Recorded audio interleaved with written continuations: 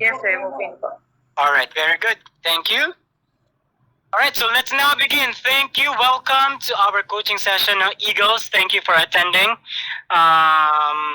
Tonight, I believe this is our second week, at least second week for me as your mentor, and I also sent you this morning the uh, the module for today's topic. The module is still under the first main category of the new table of specification, which is the theoretical foundations of language, culture, literacies, and literature. So today we are going to discuss one of the topics under that category, which is the relationship of language, culture, and society. All right. So I hope you're able to read the module. You're able to take notes, and you're able to ask some questions. Transfer those questions into the Anki app flashcard so that you can test your active recall. Okay? So let's all incorporate the things that I've been sharing with you and the things that I've been recommending so that your chance of passing and topping the board exam, specifically for your majorship, is much higher. All right, now let's continue. Let's first have the objectives for this particular topic. So the first one is for you to demonstrate knowledge and application of the relationship of language, culture, and society in the perspective of English language teaching and learning. So as a future English teacher, you have the responsibility to demonstrate this knowledge and application of language, culture, society relationship. All right? That is your responsibility, and you must be able to show that by answering questions related to the topic of language, culture, and society. Okay? So you can expect that the questions in the board exam will have something to do with the interplay among these three components: language, culture, and society, and how this interplay influences the teaching of English language and the learning of English language. Okay? Now, our next objective is for you to demonstrate knowledge and understanding of language learning environments. Okay? Language learning environments that regard to community context. So what are these language learning environments? Is it only physical environment that we're talking about? Of course not. With the pandemic that ravaged the world, so obviously our classrooms have our schools, our institutions had to adjust. And so we adapted hybrid system or full online system. We have remote, wherein we send materials to students living in far away places and remote areas, those things. All right, so those are the objectives for this particular topic. Let's now go to some of the major concepts that can be found in the module I prepared. Okay, first let's read this particular quote. Language is not only a tool for communication, but it is also intricately linked to society values, power structures, and cultural conventions, beliefs, and practices. What does this quote mean? Well, we know that language does not exist in a vacuum. All right? Language does not exist in a vacuum. And therefore, what we must do is understand the factors or variables that influence how language is produced, how language is used by people or groups of people who may have certain status, social, political, economic status, who may have certain influence politically, and how language is being used as a tool for communication. So, in other words, language does not exist in a vacuum, but is influenced by a lot of factors, social, political, economic factors. All right? So that's the gist of our discussion for tonight. Okay. Now, in the module, you would be able to read some of the terminologies or concepts there, like the following: linguistic competence and cultural competence. So let's differentiate these two types of competence. I think, or I would assume you already know what linguistic competence is, because in our previous coaching sessions or meetings, we already defined and gave examples of the structural aspects of language, or in other words, the linguistic part of the TOS. Okay, so when we say linguistic competence, this refers to a person's implicit knowledge of the rules of language and their ability to use language to convey meaning in a grammatical and socially appropriate manner. Okay, in other words, when you say you are linguistically competent, you know the rules of grammar, okay? You know the subject-verb agreement, you know the rules of phonology, you know the rules of morphology, you know the rules of semantics, and also you also know the rules of pragmatics. So those are the different aspects of linguistic competence, right? However, that's quite an old conception of how language learning and teaching should be conducted. Because when we say language teaching and learning, it should not only focus on achieving or developing students' linguistic competence.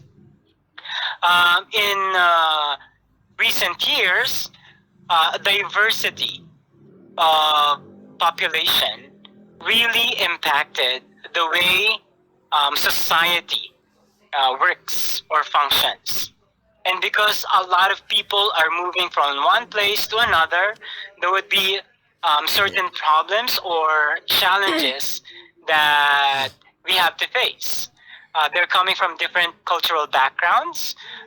They speak different languages, and therefore they have different opinions, views, or frameworks through which they view the world and through which they use language. So in other words, it's not enough that we teach students or we develop among students linguistic competence.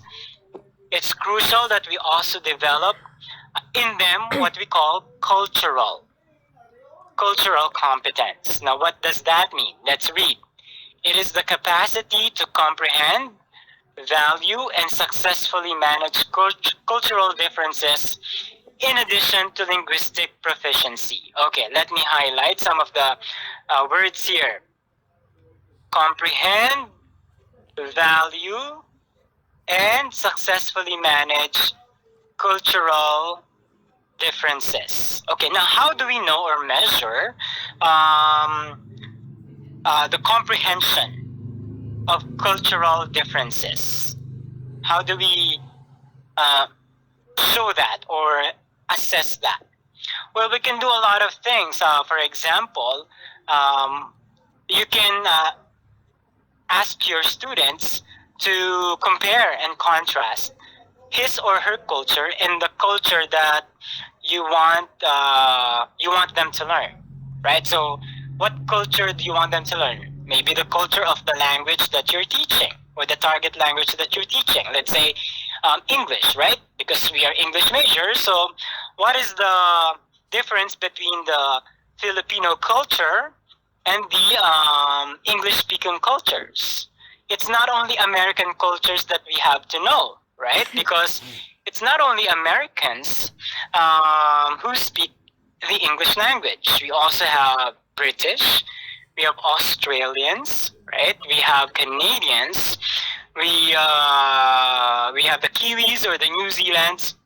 So in Kashru's Word English's paradigm, he formulated or he said that the core is called the inner English circle. We call this the inner English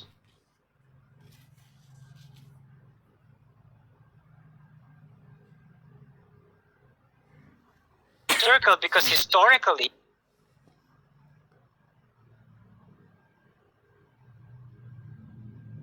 stage. But there are also other cultures that use English to communicate with other people or among themselves for different purposes, for business, for studies, for trade, for government functioning, and we call them the outer circle English, right? The OCE, outer circle English countries. So an example, some examples are India, the Philippines too, some countries in Europe.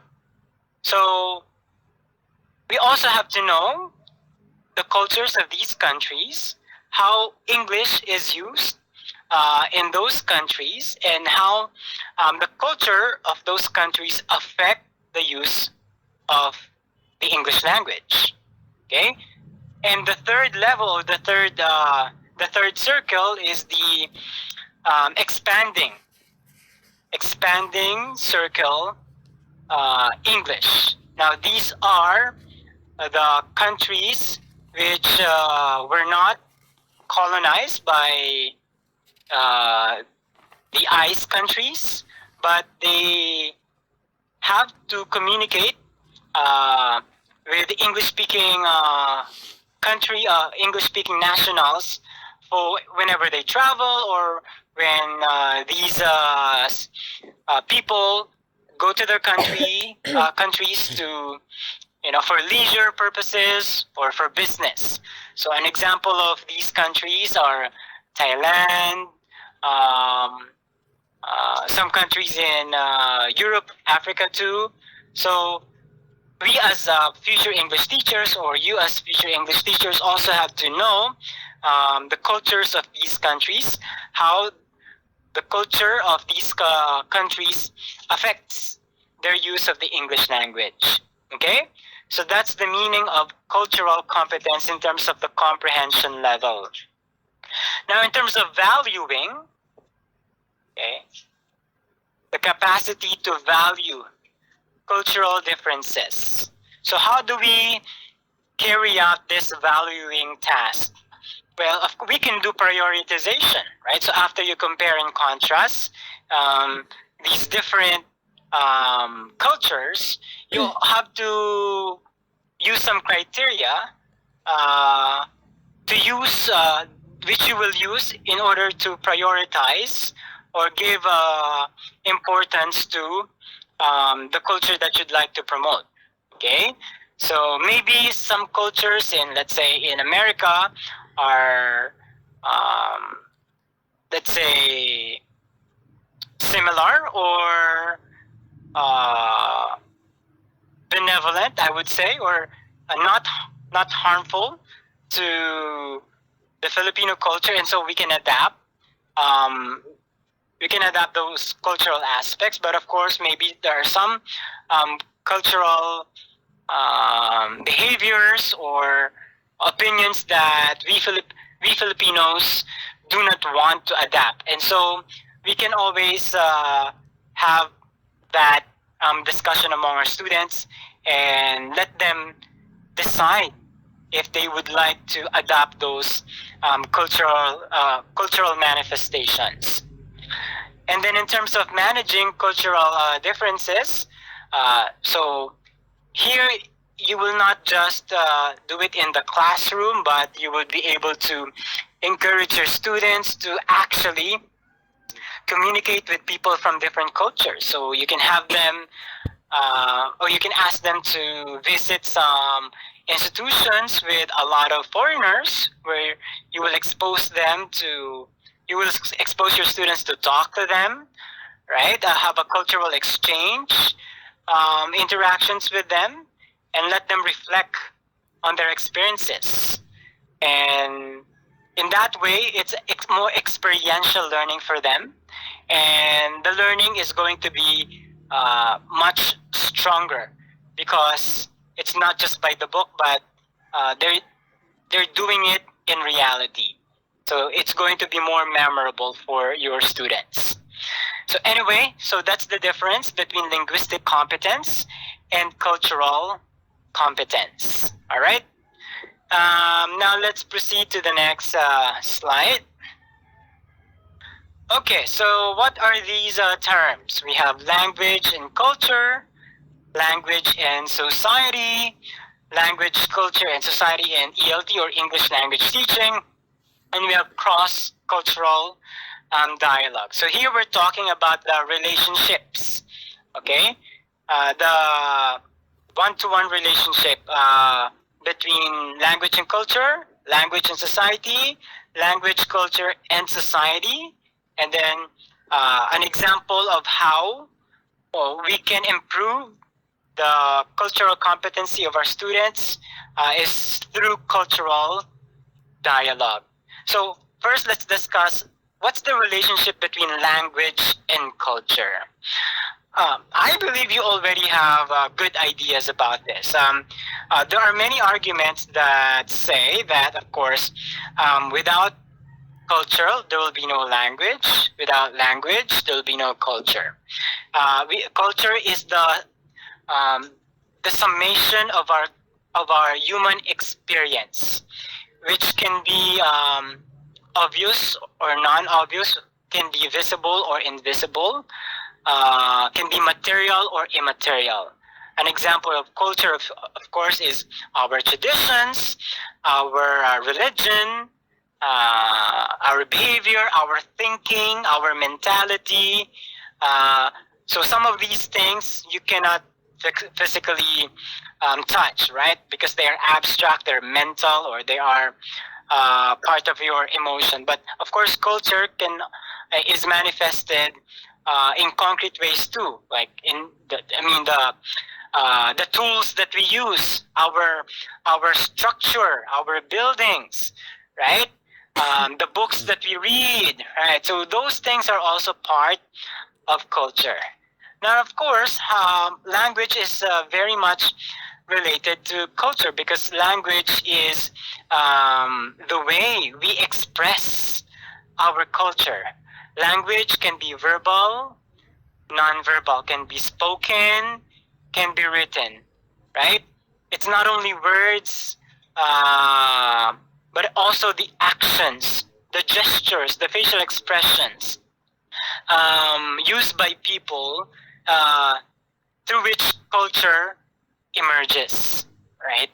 So, for example, if a foreigner comes to our country, he would be able to observe our culture. So, for example, if he's riding a plane and the plane lands an hour after the expected landing time, then that foreigner will already have some idea of the culture of that country, right? If that foreigner engages in an interaction with, say, some of the fellow passengers there, if he notices that these people keep on laughing, or they like to make jokes, or they're too friendly and smiling, then of course the impression of of the foreigner would be reflective of the culture of the society, of the entire country too. Okay, so that's how language and culture are very much related to each other. Now, in terms of language and society, take note of the term of the phrase power dynamics. So, how is language related to society? Now, in society, of course, there are social actors, and social actors are, the people that we meet, and they have a status that they carry around with them, whether they know the status or not. The status can be endowed the moment they're born, if they're born in a rich family or a poor family. It can also be ascribed or assigned to them. If they work hard, they pass, let's say, they pass the board exam, they become top-notchers. There's also a status assigned to that person. So it means that the way we communicate with our fellow social actors is affected by these social dimensions, like the status, the age, the gender, the political affiliation of the person that we're talking to. If the person is a professor or a student, we also adjust our language, whether we're going to use, more polite expressions, or if we're going to be more direct. So that's how language is affected or molded by the social dimensions of people in society. Now, in terms of language, culture, and society and ELT, so we are now combining the three elements in the context of English language teaching. Of course, if you're a modern teacher, if you're a teacher of in the 21st century, you should already know that if you're just focusing on teaching grammar or the linguistic parts, you're going to be left behind, or meaning to say you are an outdated English language teacher.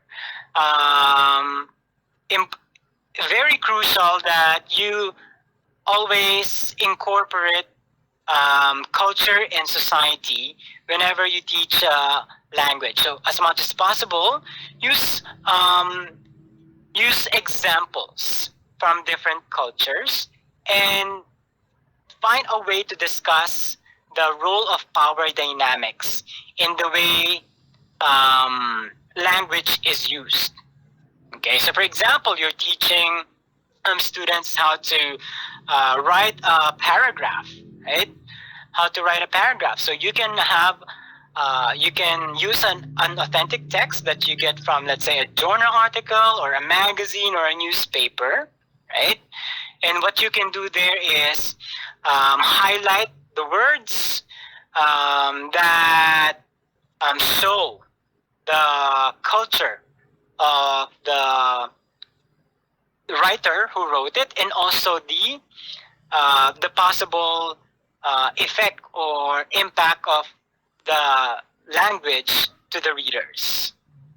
So, and also ask your students about the power dynamics. So, how about the writer? What's the relationship of the writer to the reader? Who is usually the audience of the writer? What's the background of the writer? And what's the usual reaction of the readers to the writer? So all these elements you can use in the ELT class so that your discussion is more dynamic, more holistic, and it's not just one-dimensional. And then, of course, we can do all these things also through cross-cultural dialogue. So what that means is if we can invite our students from different cultures or regions, of course, we would assume they practice different traditions, different customs there. So if we can always encourage students to pitch in or chime in the ideas that they have in their provinces or their regions, then that's a good application of what they're learning. And also, aside from that, you can invite speakers from different countries too, right?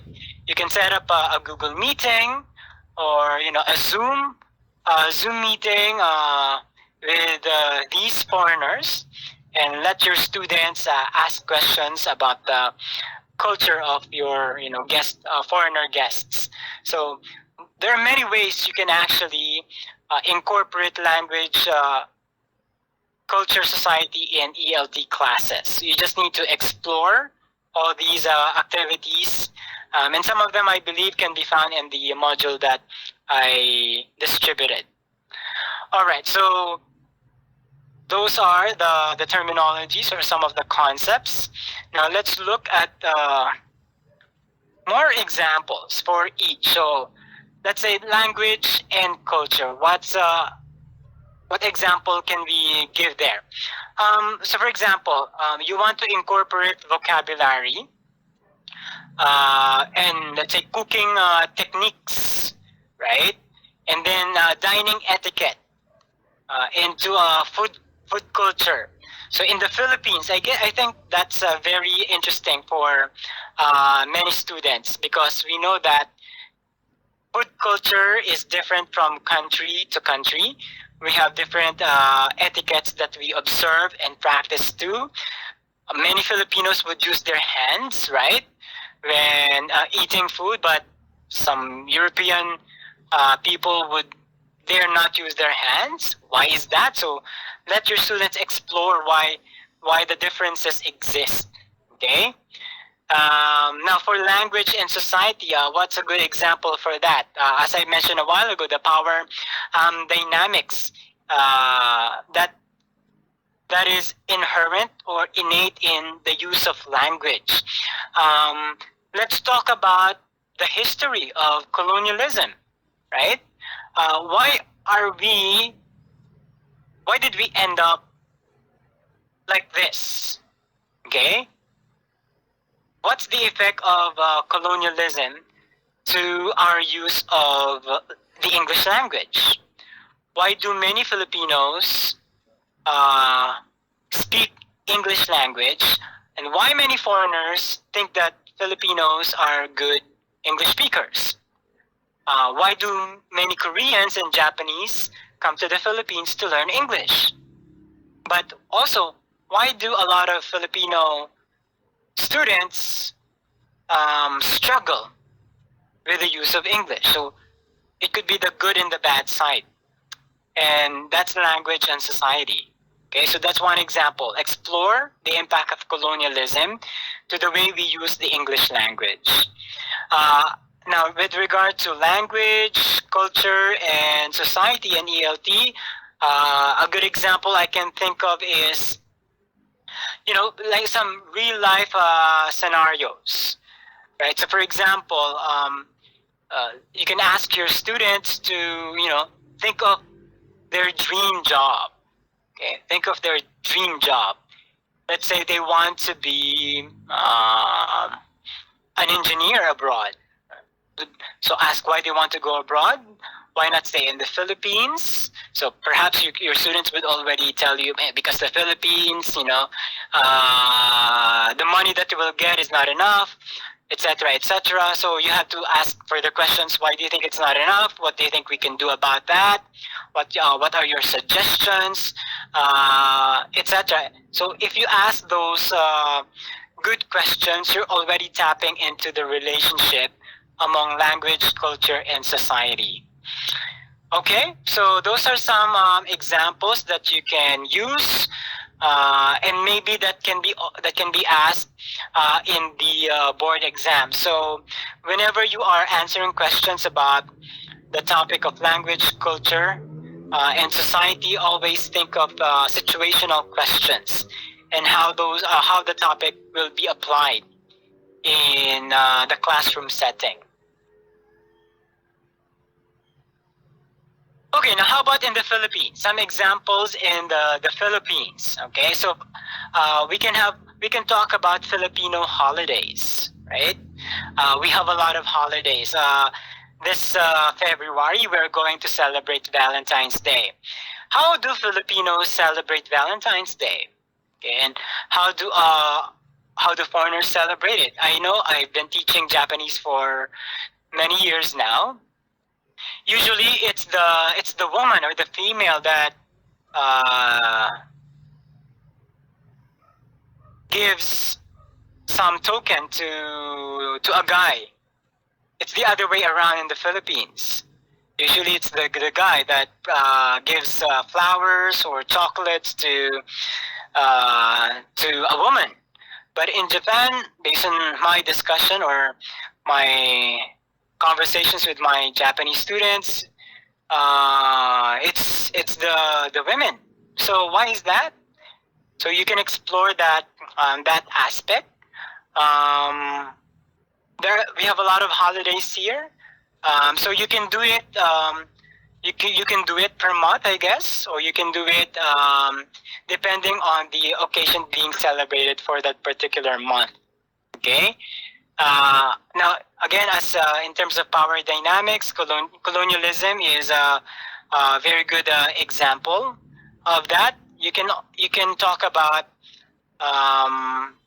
why we are advocating for an English, why we're advocating for a MTB LME, mother tongue based multilingual education, in-depth ed. So why do students from kindergarten to grade 3, are supposed to master the mother tongue before they can master Filipino and English? Okay, so you can use that as example. And then interacting with English-speaking students from different nations. So as I said, this is part of cross-cultural communication. This can be challenging though if you don't know anybody or if you don't have any connection with a fellow educator abroad. So my suggestion there is you can join some organizations like Toastmasters, which have a lot of members worldwide, and you can tap some of the members there who might be educators or teachers, and then you can set up a meeting with their students and have this exchange with those students in your class. So there are many ways you can do this. You just need to be more resourceful in that sense. Okay, so those are the examples in the Philippines that you can employ. Now, let's move on to the other things here. Okay, now who is Franz Boas and who is Edward Sapir, and what do they have to do with the idea of multilingualism? Okay, now Franz Boas and Edward Sapir, these are related. These people or men are related because Sapir is the student of Franz Boas. So Boas is the professor, and Boas was an anthropologist who's said to be the father of American anthropology. Okay, the father of American anthropology, and he's the one. He's best known for his research on the cultures and languages of the indigenous people in America, in North America. So he's the first. Like he's known for that, and so many people regard him as an authority in terms of the study of culture and of course language and society.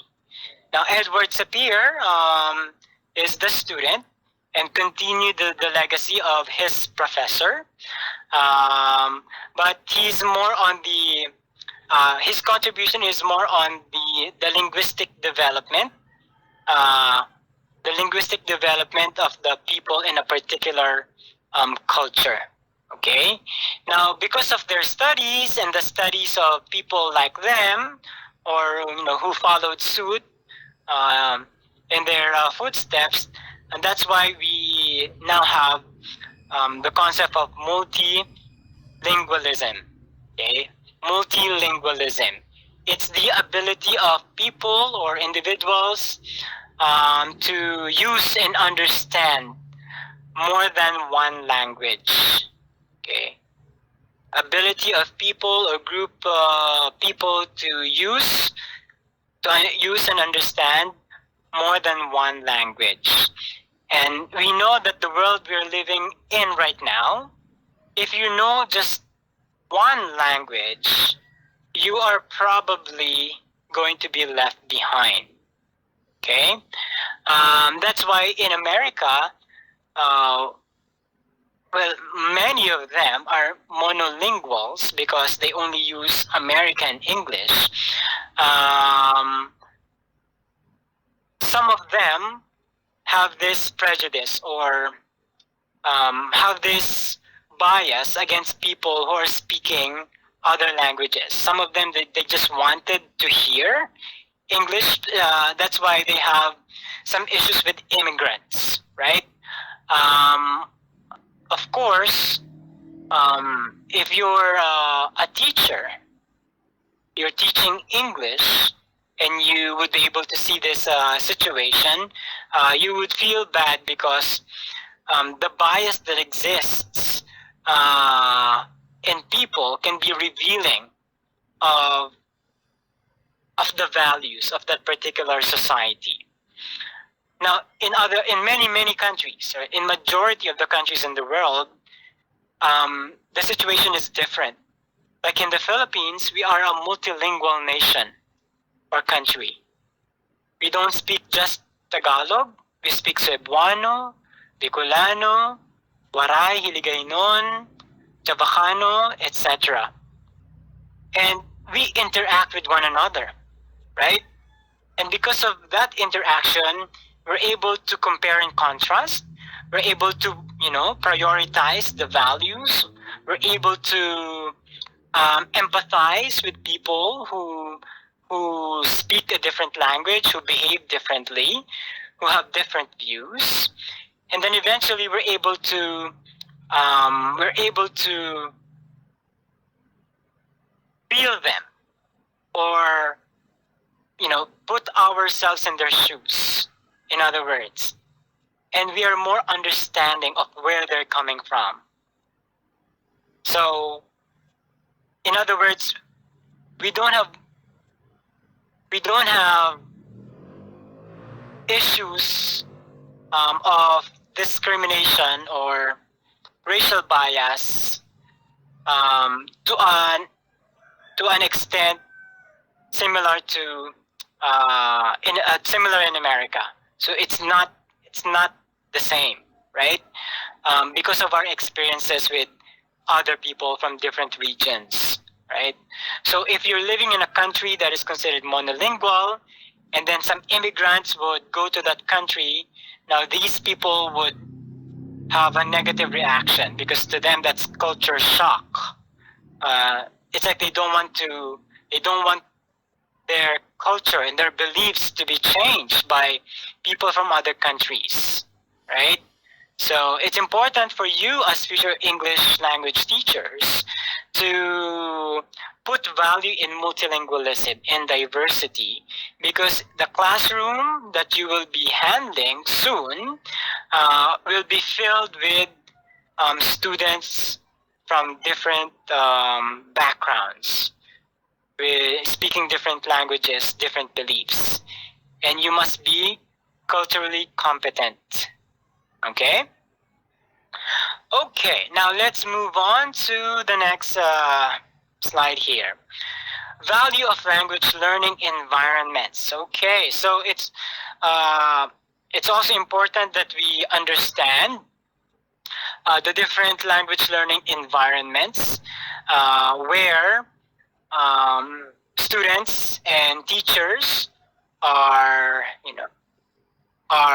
functioning, are carrying out their tasks, And these environments must represent some, some concepts or some principles uh, to have an effective language learning and teaching experience. Now, there are 5 of them, so let's discuss one by one. First is authenticity. Okay, so what does that mean in terms of language learning environments? Of course, in a community-based learning environments, we need to give students exposure to the real world. Okay, exposure to the real world. Why the real world? Because real world is where they would really apply what they learned in the classroom. And what they learn in the classroom is usually different from what they experience in reality. And so as a teacher, you must prepare them that the classroom setup and the real world setup might have similarities, but also have a lot of differences. And you must prepare your students to handle the differences between expectation and reality. And so you as an English teacher must give them authentic learning experiences, authentic texts and materials, and guide them in understanding and using the authentic texts, and have them reflect on the value of authentic experiences or materials that they use. Okay, we know this already as language teachers. We are always reminded by our professors to always to prefer authentic materials to inauthentic materials or modified materials, because students are going to be more interested because they see the relevance of the activity to their lives, right? So if they want to become, let's say, a nurse someday, right? So providing tasks that nurses actually do in the real world would be more motivating to them. Okay. Now the next one is cultural awareness. In a language learning environment, it must be filled with activities that promote cultural awareness. We know that awareness is the beginning of change. Without you being aware or conscious of the mistake that you're probably making, then you will not be able to make a change or plan for a change. So in the classroom, we must always hone the perception skill of students, the noticing skill of students, through you can use a Venn diagram to represent the aspects of the source culture and the target culture, right? You can always do that. You can have a T-chart too, use graphs. You can use other activities that focus on highlighting the differences and as well as the commonalities of cultures. Now, in terms of socialization, okay, this means that students must have the chance to talk, right, or to interact with speakers of the language that you are teaching. Okay, we already talked about this. So the cross-cultural discussion, very important. So as an English teacher, I guess my suggestion to you is be friendly to foreigners, because you can use your foreigner friends if there's an activity in your class wherein they have to be exposed to different cultures too. So yeah, if you can add some foreigners, some foreign friends, joining clubs, invite those your foreigner friends to be in your classroom for an hour just to share um, their experiences, then that would be beneficial to your students. Next is relevance. There must be the lessons, the activities, the assessment tasks must all be relevant to your students' cultural background, to their experiences, again, so that their interests will be maintained. You can so that you can always have their attention on you, and they'll be more motivated to participate because they know that what they're doing is going to be useful. Okay, useful for them. And the last principle here is support. So in a language learning environment, there must be plenty of support coming from the teacher, from students themselves, from other school stakeholders. In terms of the teacher, there must be knowledgeable of scaffolding, providing clear explanations, concrete examples to students, using material so that it's not just words that they're listening to. Always, it should be always multimodal to support the different learning styles and strategies of students.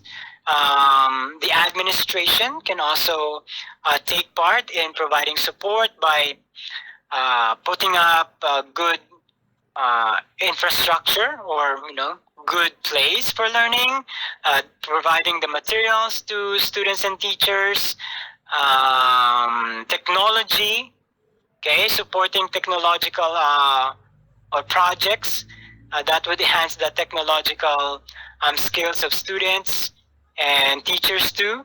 So these are all the principles that will be able to improve the language learning environment in a multicultural or a multilingual classroom. Okay? And we must value these principles to achieve the goals that we have for our students, which are what? To develop among in them linguistic competence and cultural competence. Okay, let's now move on to the next one. So here, what are the examples of language learning environments? Okay, in general, we have community-based language programs, we have immersion programs, we have technology-mediated community-based language learning, and then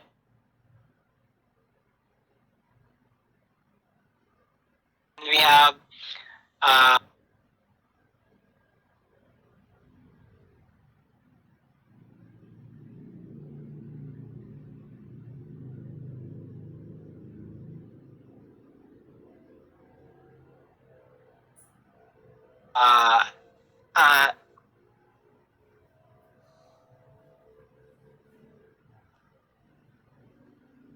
the indigenous people, right? Or indigenous peoples. Let's say in Abra, in Ifugao, they live in the mountains, right? Or faraway places that cannot be reached by teachers in the city. So we have ALS or ALS, right? Alternative Learning System, teachers or instructors who visit the community, and the teacher is responsible for coming up with community-based language programs so that the members of the community would be able to help one another improve their use of the language, and of course maintain the culture that they have in that place or in their in their community.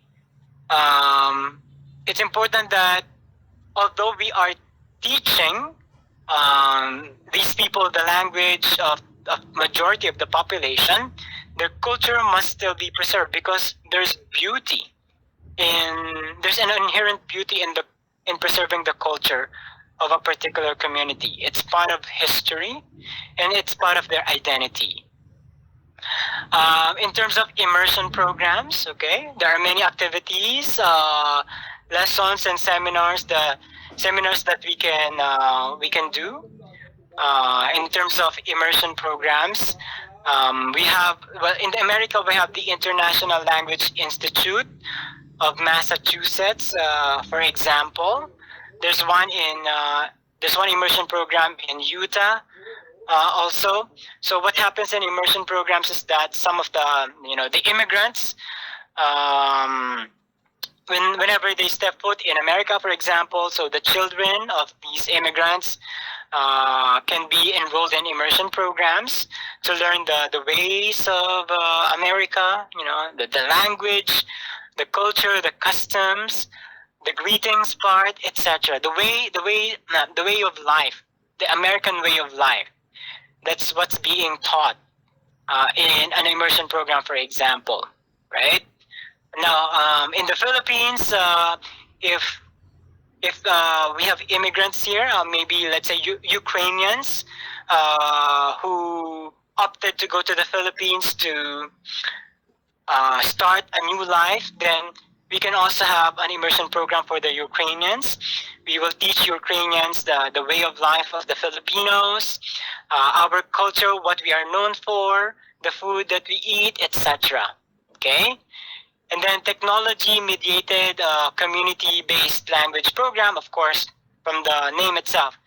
There's an infusion of technology. Example that I can think of is Tandem. It's a particular technology, or Hello Talk, or Speaky. So these are examples of technology. Or applications or programs that can be used when teaching language to people from different cultures. So they can have a partner with a target language speaker through that technology. And of course, we can do all these things by incorporating realistic materials and real-world circumstances. Again, the reason behind authentic materials and circumstances is so that we can increase their motivation and their interest, because they can see the relevance of the examples and the activities to their lives.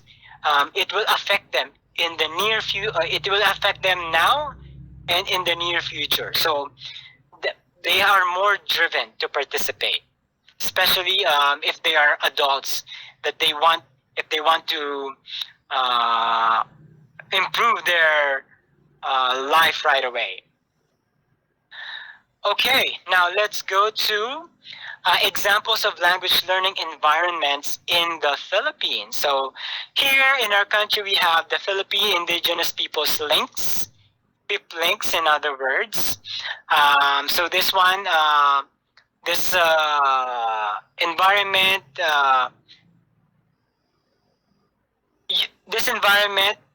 is useful if we want to teach languages to indigenous peoples of the Philippines, right? So, and this has been happening for a few years now.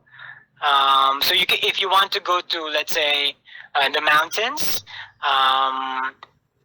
the division office of DepEd may have some information about PIP links, and you can contact that division responsible for this environment or program for the IPs. Kaakbay program is, I believe, is led by UP Diliman.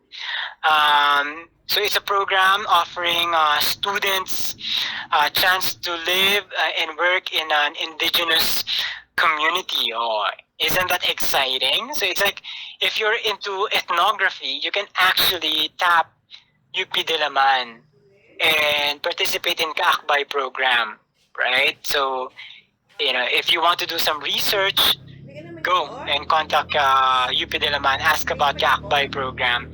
You want to immerse yourself in the culture of, let's say, those in Mindanao, or the people living in the sea, right? Or the gypsies, the Filipino gypsies. You can contact Kaakbay. Of course, we have a program called Filipino Tutors. Here, there's the use of technology. Okay, technology. Here in the tutors, the Filipino tutors can be asked to tutor or teach some students in a one-on-one basis the language of the Philippines, right? Of course, this is not something new. We just adopted this idea from other people, but this is a good way for foreigners to learn the Filipino culture. Have a one-on-one lesson with a Filipino tutor or teacher, learning about the culture and language of the Philippines. And then another example is the mother tongue-based multilingual education, so which is a program or a policy of the Department of Education. Of course, there's a ton of research about the effectiveness of mother tongue-based multilingual education. That's why it's been adopted by the DepEd.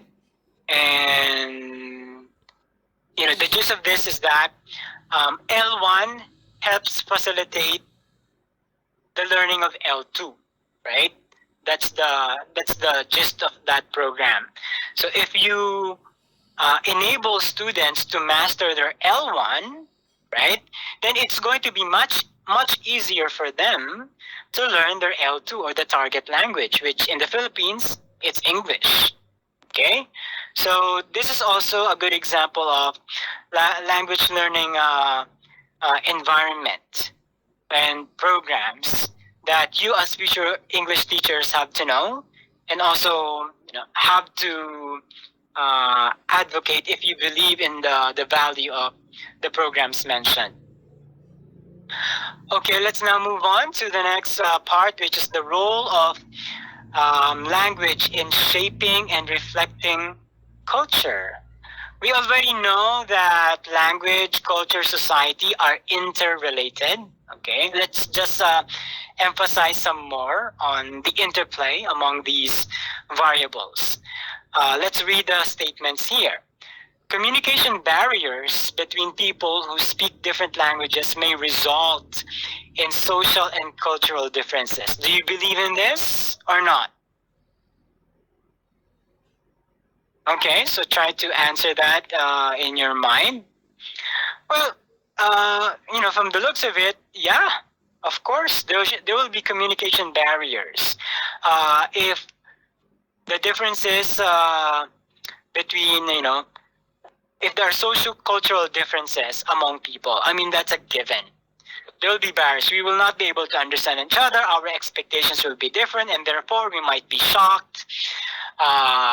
We might be mad also, because we might be, we might feel enraged by what we see, because, for example, if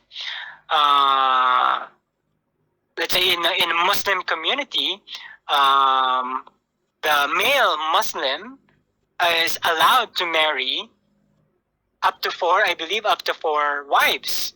But in a Christian community or culture, it's not. We are not allowed. So if you're a devout Christian, you might have this revolting feeling or idea. So that is something you have to face, as an individual. But as a teacher, you have to expose students to that kind of difference, so that they will not keep it to themselves, and you will be able to help them process that experience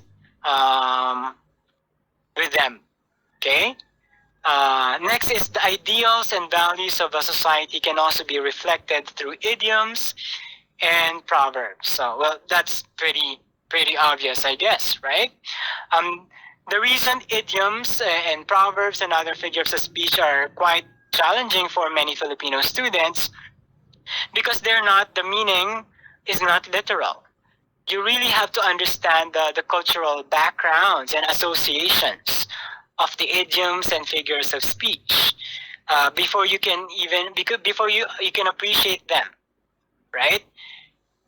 That's why many Filipinos are having a hard time listening to jokes in English because they don't have a strong grasp of the culture behind the jokes or behind the figures of speech.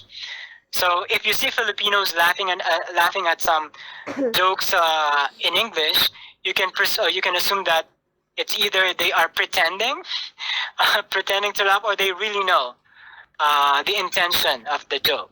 Okay, so you can give that as an example to students. Crack some jokes to them and see how they react. If they laugh, then it could be a sign that you are a good joker, or your students just respect you, don't want to embarrass you. So find a way to know. And of course, the third one is English language literature reflects the history, values, and traditions of English-speaking country. Yeah, the books, the poems, the short stories, the novels, all all types of literary work by people reflect the level of language use of the writers, and also the traditions, right? The customs of the people that wrote them, produced them, that read them. Okay, so in the Philippines, the question is, are we considered a country of readers? That's very contentious, right? Do you see a lot of students reading, when they're commuting?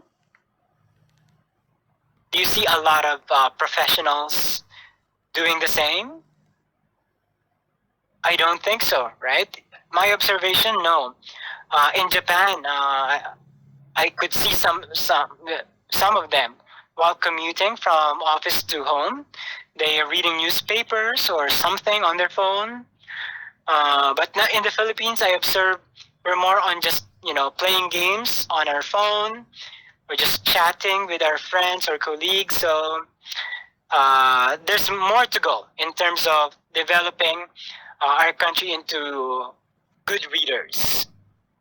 But as an English language teacher, of course, you must encourage students to love literature. And how can you do that? Of course, know the interests of your students, right?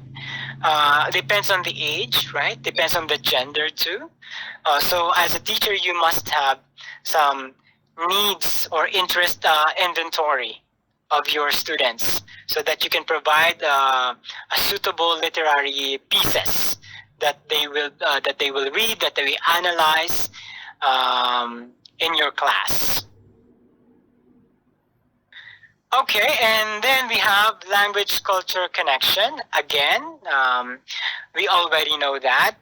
Some of the people you probably have to know in terms of the language culture connection are the following. We have Benjamin Lee Worf, we have Claude Levi-Strauss, and we have Clifford Geertz. Okay, Mr. Worf, okay, is known for developing Sapire's views in terms of how language affects how people think and view the world or see the world. So in other words, language is a tool through which they see and view the world. Okay? That's the main contention of Mr. Benjamin Lee Worf. And then Claude Levi-Strauss, if you're familiar with structuralism, he's known for that. So the structures of language, right? His hypothesis is that language and culture are intertwined, so they're connected or interwoven, and that language structure reflects that culture. So the structure of language reflects the culture of that society. So that's his idea. And then Mr. Clifford Geertz is known for, the system of symbols, as they say. So he's also an anthropologist, right? And then he said that the context in which the word is used is influential or is instrumental to the meaning of the word. So context, which can be, the situation or the relationship between the speaker and the listener or the physical environment, they can all be contexts and they can impact the meaning of a word. Okay? So these are some of the people you may have to read some more on in terms of the language culture connection. Okie dokie, and then we're down, I guess we're done discussing the topic language, culture, and society.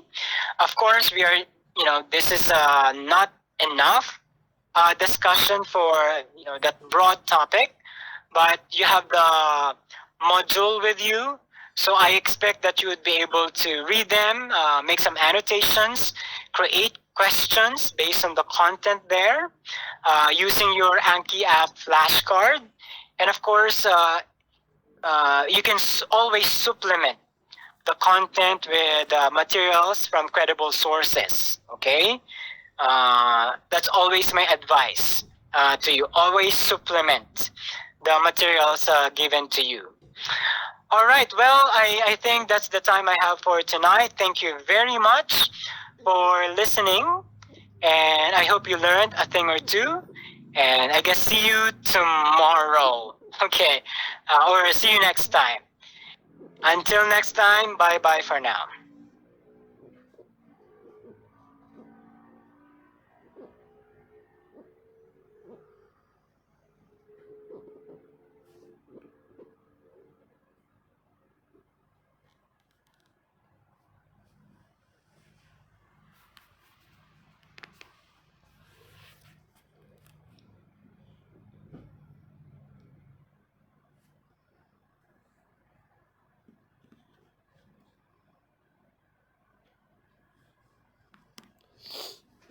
Hello. Good evening to everybody. Good evening. I hope you can all hear me and see me clearly.